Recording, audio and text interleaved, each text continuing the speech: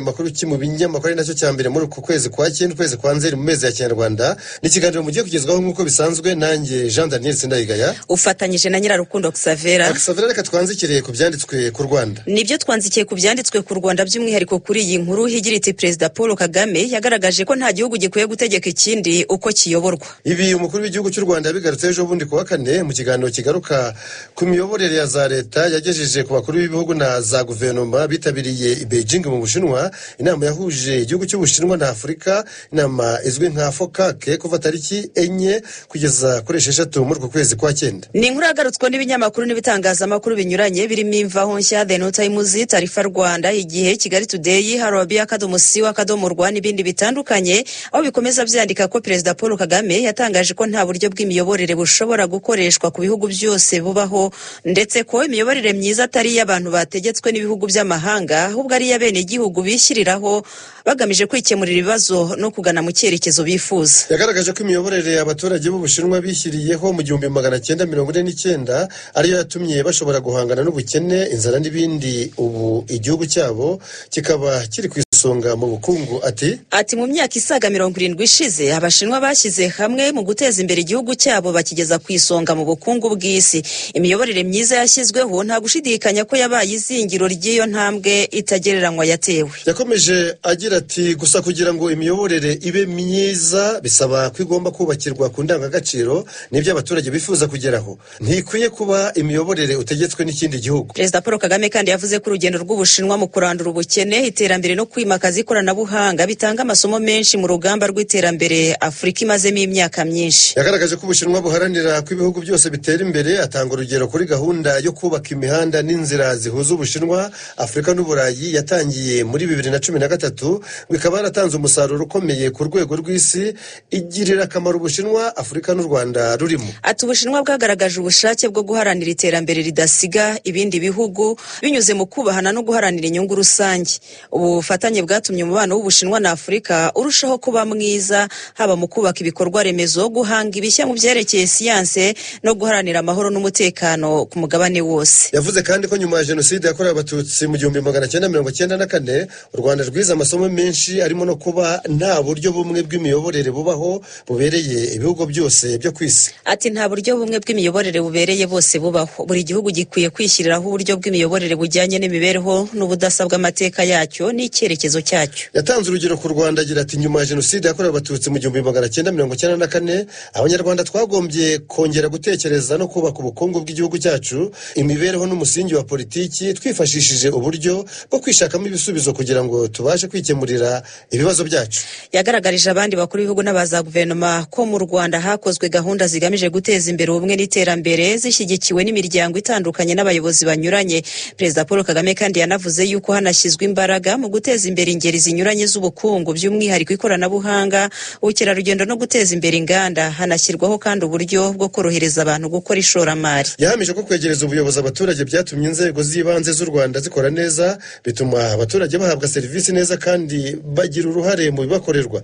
Yashimangiye ko urugendo rwo kwigira rwatumye imishinga ibyara umusaruro ikomoka mu bufatanye bw'u Rwanda n'ibihugu by'inshuti yiyongera, biba umwihariko ku Bushinwa n'ibihugu byo muri Afurika. Yashimye kandi ubufatanye buhamye buri hagati y'impande zombi bwigaragariza mu gufashanya kubona iby'ibanze bikenewe, guhahirana no gusangira ubumenyi. Perezida Paul Kagame yanavuze ko nubwo ibibazo byugarije isi bigenda byiyongera, ariko hari n'amahirwe arushaho kuboneka ku buryo umubano w'Ubushinwa na Afurika uzakomeza kuba mwiza kandi ugatanga umusaruro kurushaho. Jean Daniel ati kuva iyi nama y'Ubushinwa na Afurika yatangira twungukiye mu bucuruzi, ubufatanye mu by'inganda n'ubufatanye bushingiye ku baturage, bikagaragaza imbaraga z'ubufatanye hagati y'ibihugu. Mumvaho Nshya banditse ko Ubushinwa ngo bushyigikiye u Rwanda mu kwimakaza ubumwe bw'Abanyarwanda. Xavera, inkuru y'iki kinyamakuru ivuga ko kubirebana n'umubano w'u Rwanda n'Ubushinwa, ibihugu byombi byasohoye itangazo ryemeza gahunda mpuzamahanga 3 ndetse byiyemeza kurushaho kwimakaza umubano wabyo ukagera ku bufatanye bwumvikanyweho kandi butanga umusaruro. Minisitiri w'Ububanyi n'Amahanga n'Ubutwererane w'u Rwanda Olivier Nduhungirehe yavuze yuko muri iryo tangazo Ubushinwa bwongeye gushimangira ko bushyigikiye u Rwanda mu gusigasira ubumwe bw'Abanyarwanda.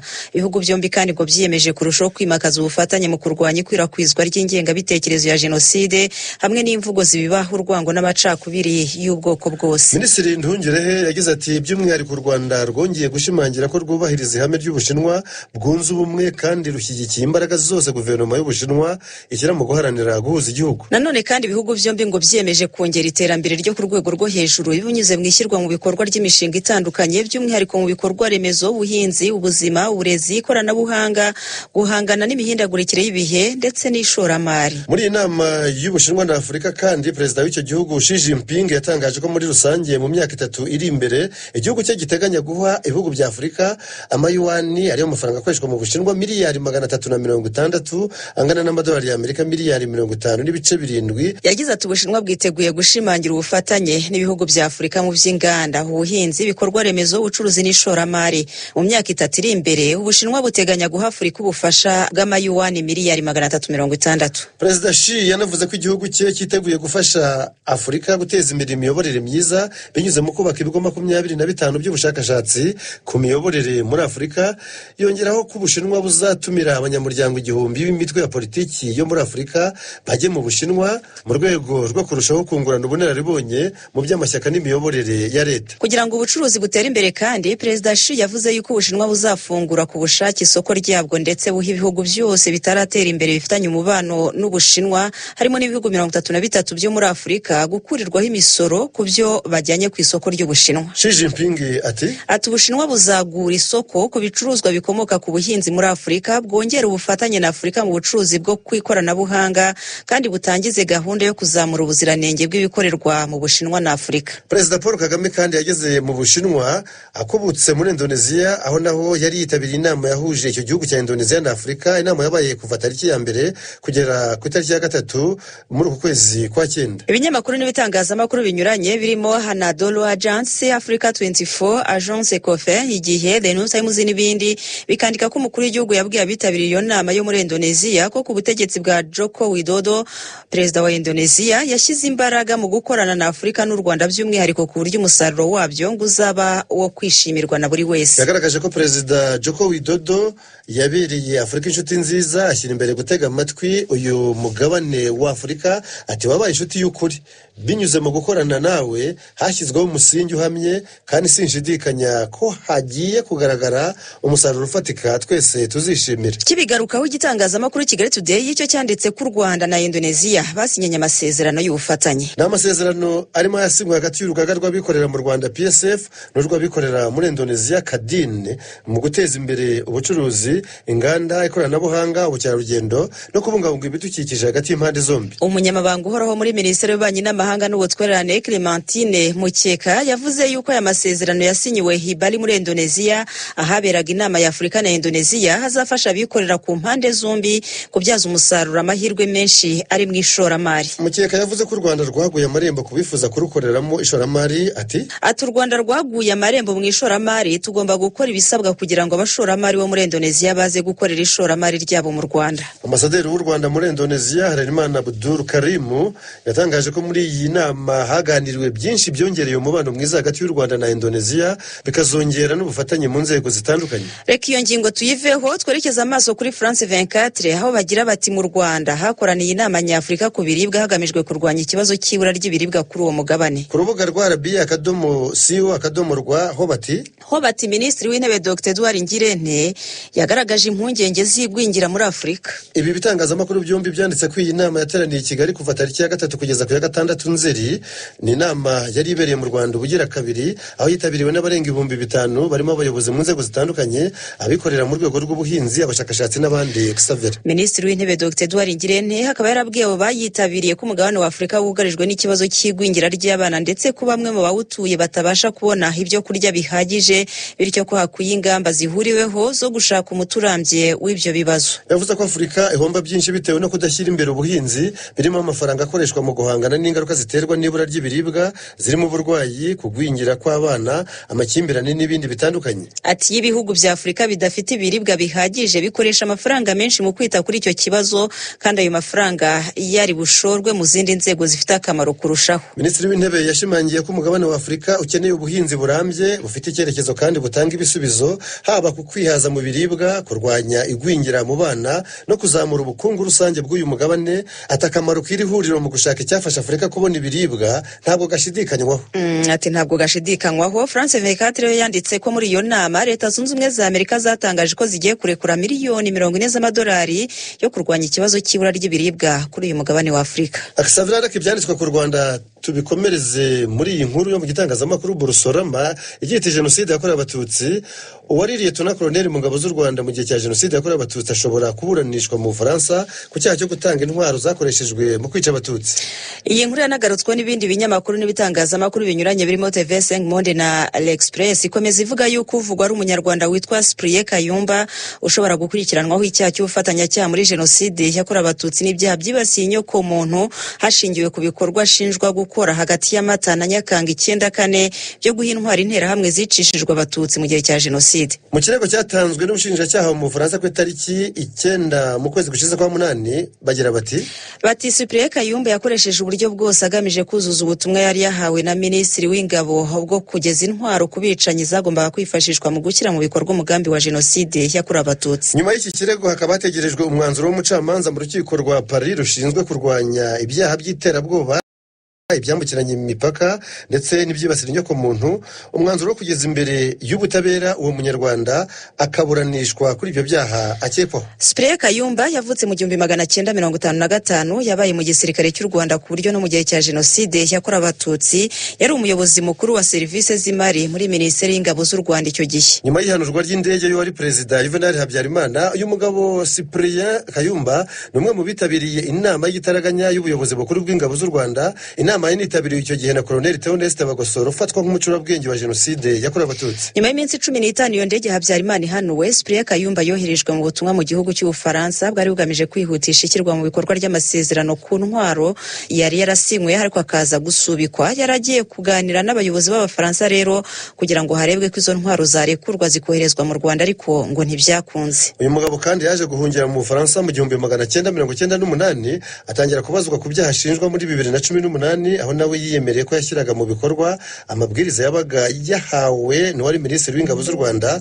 Augustin Bizimana waje gupfa mu mwaka w'2000. Kuri iyo ngingo y'ubutabera kandi reka tunabasomere n'iyi nkuru ivuga yuko umunyarwanda Venant Rutunga woherejwe mu Rwanda n'igihugu cy'Ubuholandi kubera ibyaha bya jenoside yakorewe Abatutsi mu Rwanda yarakurikiranweho nawe yakatiwe igifungo cy'imyaka 20 nyuma yo guhamwa n'icyo cyaha cya jenoside yakorewe Abatutsi. Iyi nkuru yagarutsweho n'ibinyamakuru n'ibitangazamakuru binyuranye birimo The New Times, Imvaho Nshya, BBC News Africa n'ibindi. Exavera aho ikomeza ivuga ko urukiko rukuru urugereko rwihariye ruburanisha ibyaha mpuzamahanga n'ibyambukiranya imipaka ruherereye i Nyanza mu ntara y'Amajyepfo ari rwo rwahamije Dr Venant Rutunga icyaha cyo kuba icyitso muri jenoside yakorewe Abatutsi rumuhanisha igifungo cy'imyaka 20 muri gereza. Ibinyamakuru n'ibitangazamakuru bikandika ko mu rukiko Rutunga waburanye hakana ibyaha hamaze kumva igihano urukiko rumukatiye ngo nta marangamutima yagaragaje ahubwo yaratuje maze avugana n'umwunganizi we Jean Daniel. Uwo mwunganizi we Maître Sophonice Baziga akaba yarabwiye itangazamakuru ati twubashye umwanzuro w'urukiko kuko utangwa mu izina ry'abaturage. Naho ko kuba bajurira cyangwa batazajurira, Maître Sebaziga yavuze ko azasura umukiriya we muri gereza kugira ngo baganire ku cyemezo cyafashwe barebe n'izindi ntambwe zishobora guterwa nyuma baramutse basanze ari ngombwa. Dr Rutunga Venant yoherejwe mu Rwanda n'Ubuholandi muri Nyakanga 2021 kugira ngo akurikiranweho ibyaha bifitanye isano na jenoside yakorewe Abatutsi yashinjwaga. Ubushinjacyaha bwari bwaragaragaje uruhare rwe muri jenoside yakorewe Abatutsi ndetse mumusabira guhamywa ibyaha ndetse no gufungwa burundu.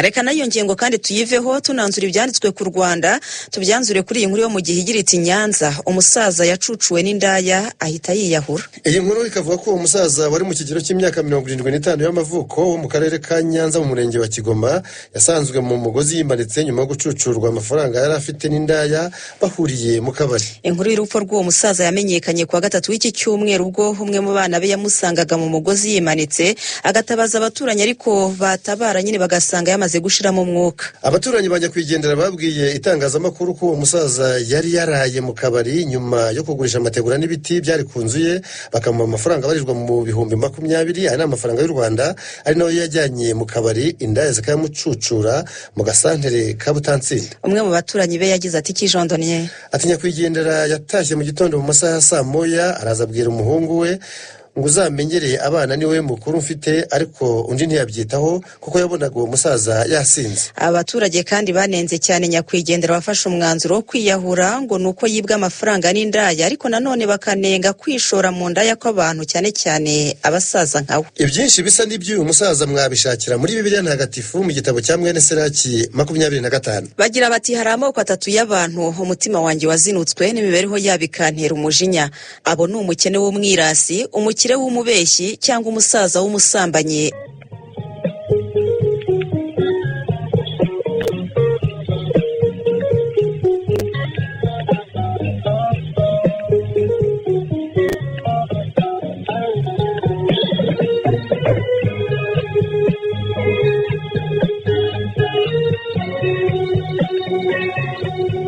Turacyari mu kiganiro makuru kimwe binyamakuru. Xavier, twinjire mu gice cya kabiri kirebana n'ibyanditswe hanze y'u Rwanda, aho duhera kuri itariki ya 7 Nzeri 2024. Imyaka 34 iruzuye umunsi ku munsi umushumba wa Kiliziya Gatolika ku isi akandagiye ku butaka bw'u Rwanda. Uwabaye uwa mbere ari nawe uheruka mu Rwanda ni Papa Yohani Paulo wa kabiri, wageze mu Rwanda ku itariki 7 Nzeri 1990, hasoza uruzinduko rwe ku itariki 9 Nzeri muri uwo mwaka. Uyu Papa Yohani Paulo wa kabiri yavukiye muri Polonye mu 1920, yitaba Imana muri 2005 ku myaka 84 y'amavuko. Amazina yiswe akivuka ni Karoli Joseph Woitira.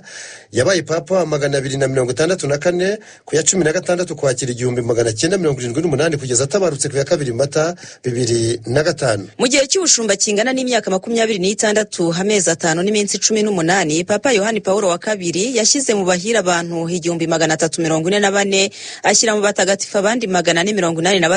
Uyu ni umubare urenze igiteranyo cyose cy'abagizwe batagatifu n'abamubanjirije mu myaka 500 yose yari itambutse. Jean Daniel ni umupapa wa gatatu warambye ku bushumba muri Kiliziya Gatolika nyuma ya Papa Mutagatifu Petero, bivuga ko ari we wa mbere. Yamaze imyaka 37 cyangwa 34 nk'uko bivugwa.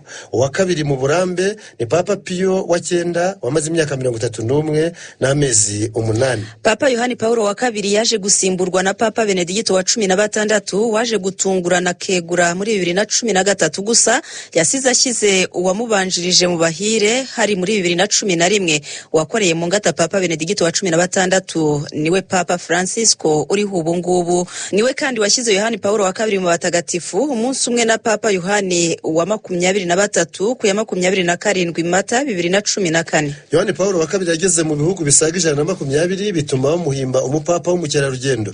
Abaturage miliyoni zirenga 500 bashoboye kumwibonera imbona nkubone. Yasimbuye Yohani Paulo wa mbere utararambye ku bushumba bwa Kiliziya Gatolika kuko yamaze gusa iminsi 33 nka Papa wa 263 muri Kiliziya Gatolika ku isi. Nawe yari yaratorewe gusimbura Papa Paulo wa gatandatu. Uyu Papa Paulo wa gatandatu we yanitiriwe kamwe mu duhanda tw'i Kigali, Avenue Paul VI. Avenue Paul VI, ushobora kuba utaruzi aho iryo zina ryakomotse, boneraho nawe uhamenye. Reka dukomeze ikiganiro cya none kandi dukomereze kuri iyi nkuru ifite umutwe ubaza uti nabahe bantu 10 ba mbere bakize cyane kuri iyi si. Igisubizo cyatanzwe n'ikinyamakuru Forbes cyo muri Leta Zunze Ubumwe za Amerika, kimenyereye kunaga akajisho ku mitungo y'abatuye isi, cyarangiza kikayitondekanya gikurikije uko bayirushanya mu gaciro kayo, aho cyabise abamiliyarderi, mbese abatunze za miliyari nyinshi mu madolari y'Amerika. Nk'ubu iki kinyamakuru Forbes kivuga yuko kugeza tariki ya mbere y'uku kwezi kwa 9 ku ntebe y'abakize cyane ku isi hicaye nde Jean Daniel. Hicayeho uwa mbere ari we Elon Musk wo muri Leta Zunze Ubumwe za Amerika, ariko akaba akomoka muri Afurika y'Epfo. Niwe muyobozi mukuru w'ibigo bya Tesla gikora imodoka zitwarwa n'amashanyarazi n'ikigo cya SpaceX gikora ibyogajuru. Hari kandi n'urubuga rwa X rwahoze ari Twitter. Imitungo ye yose ibarirwa agaciro ka miliyari 246 na miliyoni 700 z'amadolari y'Amerika. Kuva mu mpera z'ukwezi kwa 5 uyu mwaka, Elon Musk w'imyaka 53 y'amavuko yafashe umwanya wa mbere w'abagashize nka gashamura, awusimbuyeho umunyemari w'umufaransa Bernard Arnault w'imyaka 75 y'amavuko, wahise ajya ku mwanya wa gatatu na miliyari 189 na miliyoni 700 z'amadolari y'Amerika. Ku mwanya wa kabiri hari umunyamerika nanone Jeff Bezos w'imyaka 60 y'amavuko, afite miliyari 197 z'amadolari y'Amerika.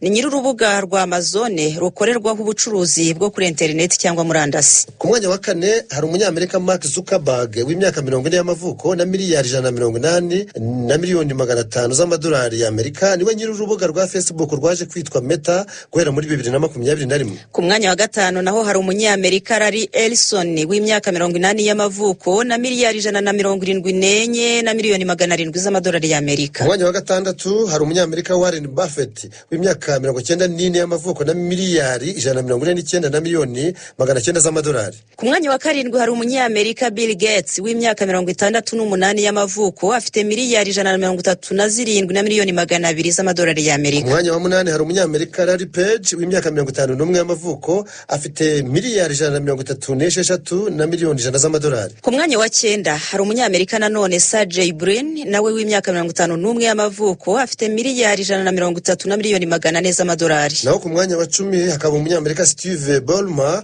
w'imyaka 68 y'amavuko na miliyari 122 na miliyoni 500 z'amadolari y'Amerika. Muri rusange Jean Daniel, muri aba bantu 10 ba mbere basize abandi mu bukire, abanyamerika bihariyemo imyanya 9 yose, bose uko ari 10 n'abagabo, kandi bose hamwe imitungo yabo ibarirwa agaciro ka miliyari 1660 n'amadolari. Ugereranije n'ukwezi gushize kwa munani, iyo mitungo yabo yiyongereyeho miliyari 31 z'amadolari y'Amerika. Iki kinyamakuru Forbes kikaba gisanzwe kibarura abatunzi ba za miliyari z'amadolari guhera mu mwaka w'1987. Mu kwezi kwa kane uyu mwaka wa 2024 urutonde rw'abo ba miliyarderi bo kwisi rwagaragayeho abantu bagashize 2781. Mu gusoza iki kinyamakuru cyanarebye mu bagore bo kwisi maze kibona iki? Gisangukize cyane ari umufaransa kaze Françoise Betancourt Meyer w'imyaka 71 y'amavuko wabarijwaga miliyari 89 na miliyoni 800 z'amadolari y'Amerika ku itariki ya mbere y'uku kwezi kwa 9. Umubaranye n'abagabo aza ku mwanya wa 18 ku rutonde rw'abantu bakize kurusha abandi kuri uyu mubumbe wa Nyagasani. Muti muri Afrika bihagaze gute? Muri Afrika umunyemari w'umunyafrika y'Epfo Johanne Rupert niwe muri uyu mwaka 2024 wicaye ku ntebe y'icyubahiro afite miliyari 14 na miliyoni 300 z'amadolari y'Amerika. Ku isi yose aza ku mwanya w'147. Umwanya wa mbere muri Afrika akaba yaravuvanyeho umunyanigeriya ariko Dangote ubarirwa imitungo ya miliyari 13 na miliyoni 400 z'amadolari y'Amerika. Ngayo nguko reka duhindura ingingo. Umunyamabanga mukuru w'umuryango w'abibumbye Antonio Guterres asanga ikibazo cy'imyenda myinshi ya Afrika no gukomeza guhenda k'ubuzima ari byo mvano y'imvururu n'umunabi bigaragara mu baturage bo hirya no hino kuri uyu mugabane wa Afrika. Aha yatanze urugero mu bihugu bya Kenya ndetse na Nigeria ahaherutse kubera imyigaragambyo y'abaturage binubiraga ihenda ry'ubuzima n'imiyoborere mibi. Nk'uko byanditswe na African News, Business Africa, UN News na Business Standard, ibibwa na Guterres yabitangaje ejo bundi kuwa kane ari Beijing mu Bushinwa aho yitabiriye inama ya 9 ihuza icyo gihugu na Afrika mu by'ubufatanye. Ni inama yitabiriwe n'abakuru b'ibihugu bya Afrika barenga 50. Umukuru wa Loni yasabye ko habaho amavugurura yimbitse mu rwego rw'imari mpuzamahanga kubera ko ngo rutakijyanye n'igihe rukaba rudakora neza kandi rukarangwa n'ubusumbane. Guterres yongeyeho ko ayo mavugurura azafasha guha ibihugu bikiri mu nzira y'amajyambere amafaranga bikeneye kugira ngo bibashe gusubiza ibibazo bihura nabyo birimo n'imihindagurikire y'ikirere. Antonio Guterres yavuze ko ibihugu byinshi bya Afrika bikomeje kugorwa n'umuzigo w'amadeni bifitiye amahanga n'ibigo by'imari mpuzamahanga, ari nako kandi birwana no guharanira gushora imari mu iterambere rirambye. Hagati aho Perezida wa Komisiyo ya Afrika yunze ubumwe umunyacadi Musa Faki Mahamat yatakambiye Ubushinwa abusaba korohereza ibihugu bya Afrika kubirebana n'amadeni bibubereyemo. Nubwo Ubushinwa butungwa agatoki mu kwikoreza ibihugu bya Afrika umuzigo uremereye w'amadeni, bunavugwaho kandi kuba umufatanyabikorwa w'ingenzi kuva muri 2000 ubwo hashyirwagaho ihuriro ribuhuza n'uyu mugabane wa Afrika. Ibigo by'ubucuruzi byo mu Bushinwa byashoye imari nyinshi mu bucukuzi bw'amabuye y'agaciro, naho banki zabwo ziterambere zihatira gutanga inguzanyo zo kubaka imihanda, inzira za gari ya moshi ndetse n'ibindi bikorwa remezo. Gusa ngo mu birebana n'ubucuruzi Ubushinwa bucuruzanya cyane n'ibihugu byo munsi y'ubutayu bwa Sahara, ariko nanone Xavera ngo bwohereza y'ibicuruzwa byinshi kurusha ibyo buvanayo. Iyi nama y'Ubushinwa na Afrika ikaba iterana nyuma ya buri myaka 3 aho ihinduranya aho ibera, rimwe mu Bushinwa ubundi muri Afrika. Iheruka yari yabereye ejo ndanye. Iheruka yo muri 2021 yabereye i Dakar mu murwa mukuru wa Senegal. Perezida Denis Sassou Nguesso wa Congo Brazzaville akaba afatanije n'Ubushinwa kuyobora iyo nama muri iki gihe kuzageza muri 2027 nk'uko byanditswe na Jeune Afrique. Tukivuga ku Bushinwa, iki gihugu cyasabye ubwami bwa Eswatini guhagarika umubano wabwo na Taiwan. Ubushinwa bufata iki kirwa cya Taiwan nk'imwe mu ntara yabwo nubwo icyo kirwa gifite imiyoborere yacyo. Iyi ni inkuru yo muri Global Times, Times of India na African News ikomeza ivuga ko kuwa gatatu w'iki cyumweru ariko Minisiteri y'Ububanyi n'Amahanga y'Ubushinwa yahamagariye Eswatini gushishoza ikareba aho ibintu byerekeza kandi igafata ibyemezo bya kigabo. Eswatini nicyo gihugu rukumbi cya Afurika gicuditse na Taiwan mu by'ububanyi n'amahanga, ni nacyo kandi cyonyine mu bihugu 54 bya Afurika kitatumiwe mu nama y'Ubushinwa n'uyu mugabane yabaye muri iki cyumweru, yari igamije kurushaho gushimangira ubufatanye mu miyoborere rusange, umutekano, ubucuruzi n'ishoramari mu myaka itatu iri imbere. Ubushinwa bukaba bumaze igihe kinini bufata Taiwan nk'ikigomeke, bityo ko nta burenganzira ngo ifite bwo kugirana umubano mu bya diplomasi n'izindi leta z'amahanga. Ibyo reka tubireke Jean Daniel. Algeria yakiriwe nk'umunyamuryango wa banki nshya y'iterambere NDB y'ihuriro rya BRICS. Iri zina rya BRICS ni impine y'ibihugu byarishinze ari byo Brazil, Uburusiya, Ubuhinde, Ubushinwa na Afurika y'Epfo. Ariko guhera ku bunane bw'uyu mwaka hiyongereho ibindi bihugu bya Misiri, Ethiopia, Iran na leta ziyunze z'Abarabu, maze uyu muryango uhita BRICS Plus cyangwa se BRICS Plus. Ibinyamakuru n'ibitangazamakuru birimo News 24, El Watan, Al Arabiya, Daily Sabah, Atarayar, Reuters, R24 News, The Star Kenya, Daily Maverick, Mail and Guardian, The Herald n'ibindi bitandukanye. Xavera byanditse ko icyemezo cyo kwakira Algeria muri iyo banki nshya y'iterambere ya BRICS cyafashwe kuwa gatandatu ushize gitangarizwa i Cape Town muri Afurika y'Epfo. Cyatangajwe n'umuyobozi mukuru w'iyo banki Madame Dilma Rousseff wanabaye perezida wa 36 wa Brazil kuva muri 2011 kugeza ahagaritswe akanavanwa muri uwo mwanya muri 2016. Dilma Rousseff ayobora iyo banki ya NDB guhera mu kwezi kwa gatatu umwaka ushize wa 2023. Banki yo yashinzwe muri 2015. Minisiteri y'Imari y'iki gihugu cyo mu majyaruguru ya Afurika aricyo nyine Algeria yishimiye kuba umunyamuryango wa banki y'ihuriro rya BRICS kubera ko ngo bizagifasha kwihutisha ubukungu bwacyo bushingiye hanini ku kohereza mu mahanga gazi. Uretse Algeria hari n'ibindi bihugu byinshi byakiriwe muri iyo banki ya NDB ya BRICS, birimo Misiri, leta ziyunze z'Abarabu, Iran na Arabia Saudite. Akisavera muri Nigeria ho ibinyamakuru birimo Premium Times, The Punch, Africa News, The Africa Report na Sahara Reporters byanditse ko iki gihugu cyasubukuye ibyo kwitunganyiriza lisansi nyuma y'imyaka 28 tumizwa mu mahanga. Nabyo kandi ngo bishobotse kubera uruganda rushya rw'umunyemari ariko Dangote yubatse mu nkengero z'umujyi wa Lagos. Uyu mushinga wa Dangote watwaye akayabo ka miliyari 20 z'amadolari y'Amerika watumye Nigeria iba iya mbere muri Afurika mu kugira uruganda rwa mbere runini rutunganya ibikomoka kuri peteroli, rufite ubushobozi bwo gutunganya ku munsi utugunguru 600 twa essence. Nigeria niyo ya mbere muri Afurika ifite umusaruro mwinshi wa peteroli, ariko nanone yatumizaga mu mahanga ibikomokaho nka lisansi na mazutu kubera ubuke bw'ibikorwa remezo byo kuyungurura iyo peteroli. Aho muri Nigeria hari hasanzwe inganda enye zitakoraga kubera ubusaza bwazo, nubwo hageragejwe kuzivugurura no kuzisazura ngo zijyane n'igihe, ariko ntibyagize icyo bitanga. Ntacyo byatanze. Raporo y'abashakashatsi bo muri kaminuza ya Leeds mu Bwongereza igaragaza ko buri mwaka ku isi haboneka toni miliyoni 57 z'imyanda ya plastiki. Nkuko byanditswe na Africa News na France 24, iyi ni raporo yasohowe kuwa gatatu w'iki cyumweru n'ikinyamakuru Nature cyatanze impuruza kuri iyo myanda ikabije ubwinshi. Iyo myanda yose ngo iruhukira mu nyanja n'ahandi hatandukanye, bityo bikagira ingaruka ku buzima bwa mwene muntu. Nyinshi muri iyo myanda ikomoka muri Aziya y'Amajyepfo ashyira uburasirazuba no muri Afurika yo munsi y'ubutayu bwa Sahara. Serivisi zishinzwe gukusanya iyo myanda no kuyivanaho burundu zikora amanywa nijoro kugira ngo zirebe ko zafasha isi kudakomeza guhumanywa n'iyo myanda ya plastiki. Ubuhinde nicyo gihugu cya mbere ku isi gikora imyanda myinshi ya plastike, aho buri mwaka bukora toni miliyoni zirenga 10. Ni mu gihe umujyi wa Lagos muri Nigeria ari wo mujyi usohora imyanda myinshi ya plastike ku isi. Reka dukomereze muri BBC News Africa, Africa News, Le Point na TV5 Monde, aho banditse inkuru ijyanye n'uburyo indwara ya malaria itwara amafaranga menshi muri Afurika. Iyi nkuru itangirira ku rugero rw'umurwayi wa malaria mu burengerazuba bwa Uganda wari umaze iminsi 5 mu bitaro yitabwaho n'abaganga, ariko umuryango we ukaba wari umaze kumutangaho amadolari ya Amerika 100, mbese arenga 130 baza mu mafaranga y'u Rwanda, kandi ko ngo nta bimenyetso uwo muryango we wabona ko ari hafi gukira. Bivuze ko wari uhangayikishijwe n'uko amafaranga azamugendaho azaba menshi cyane. Xavera kandi atoroherwa. Ni mu gihe nyamara umuryango mpuzamahanga washoye miliyari 3,500,000 z'amadolari y'Amerika mu rugamba rwo kurwanya malaria hirya no hino ku isi. Aya mafaranga nayo ngo ni make Jean Daniel, kubera ko hakenewe arenga inshuro 2 zayo ngayo kugira ngo abatuye isi babashe kugera ku ntego bihaye yo kuba bahashyije burundu malaria bitarenze umwaka 2030. Abahanga mu by'ubukungu n'imari bakavuga ko iyo barebye ibarurishamibare rya buri mwaka kurwara malariya biteza igihombo cya miliyari hafi 12 z'amadolari y'Amerika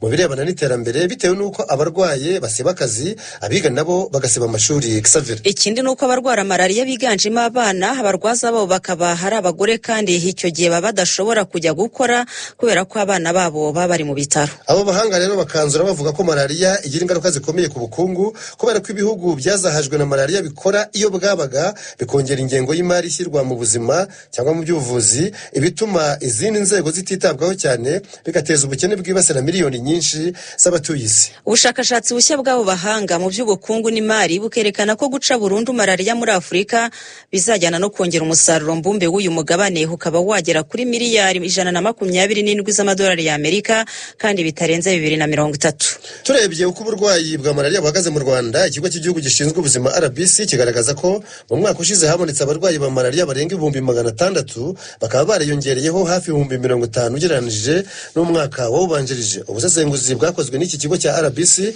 bwagaragaje ko kimwe mu byateye ubu bwiyongere ari uko hari ibyiciro bimwe na bimwe by'abantu bitagerwaho na serivisi zo kwirinda malariya uko bikwiye bitewe n'imiterere y'akazi bakora. Hagati ariko nanone kuva mu mwaka wa 2019 kugeza muri 2022 Jean Daniel, indwara ya malariya mu Rwanda yagabanyijwe ku kigero cya 85% mu gihe kugabanya impfu ziterwa nayo nabyo byakozwe ku gipimo cya 82%.